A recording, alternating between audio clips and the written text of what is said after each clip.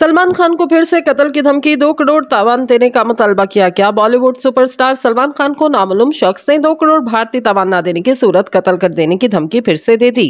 भारतीय media report के मुताबिक सलमान खान को एक बार फिर से जान से मार देने की धमकी मौसूल हुई और धमकी देने वाले नामालूम अफराद ने इस बार दबंग स्टार से 2 करोड़ तावान का मुतालबा किया। रिपोर्ट में बताया गया कि मुंबई ट्रैफिक पुलिस को भेजे गए व्हाट्सएप पैगाम में कहा गया, अगर पैसे अदा न किए गए तो सलमान खान को कत्ल कर दिया जाएगा। नई धमकी के बाद व्हाट्सएप पैगाम भेजने वाले नामालूम शख्स के खिलाफ मुकदमा दर्ज कर लिया गया और पुलिस मुलजिम को तलाश कर रही। वाज़ेह रहे कि 2 रोज कबल भी बॉलीवुड स्टार सलमान खान को कत्ल की धमकी देने वाले 20 साल नौजवान को रियासत उत्तर प्रदेश के शहर नोएडा से गिरफ्तार किया गया। रिपोर्ट के मुताबिक 20 साल नौजवान ने सलमान खान समेत ज़ीशान सदीकी को कत्ल करने की धमकी दी। ख्याल रहे कि रवा माह सलमान खान के करीबी दोस्त और मुस्लिम सियासतदान बाबा सदीकी को मुंबई में कत्ल किया गया।